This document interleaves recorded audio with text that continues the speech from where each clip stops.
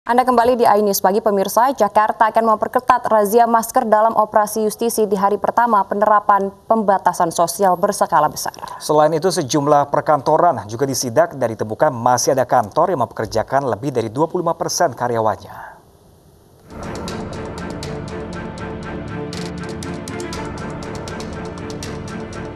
Pembatasan sosial berskala besar kembali diterapkan di ibu kota. Pemprov DKI Jakarta pun menggandeng TNI Polri dalam operasi justisi untuk menertibkan warga agar menggunakan masker.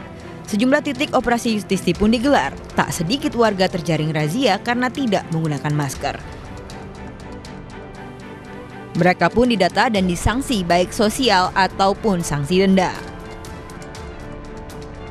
Pemprov DKI sendiri telah membuat aturan denda progresif bagi yang tidak taat menggunakan masker. Dan kita akan mengintensifkan di 2 pekan ke depan, mudah-mudahan pekan-pekan berikutnya kondisi sudah lebih baik, sehingga kedisiplinan bisa terjamin. Untuk sanksi individu yang sekali tidak memakai masker akan dihukum 1 jam kerja sosial atau denda Rp250.000.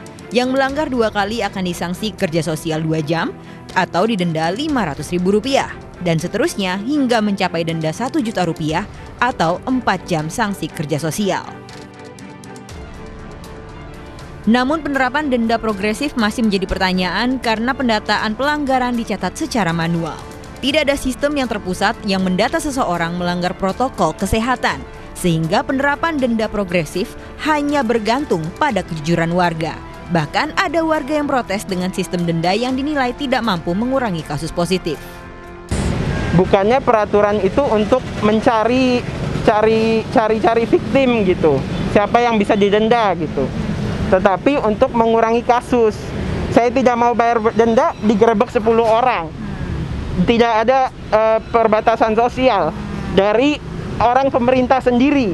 Berarti itu apa maksudnya? PSBB kali ini juga menekankan kerja di rumah atau work from home. Sidak di perkantoran pun digelar seperti di kawasan Sawah Besar, Jakarta Pusat. Ternyata ditemukan perusahaan yang masih mempekerjakan lebih dari 25% karyawannya. Petugas pun memberikan peringatan tertulis kepada perusahaan. Sanksi tegasnya adalah kita akan menutup perusahaan dengan ada sanksi biaya yang ada di Pergub 88.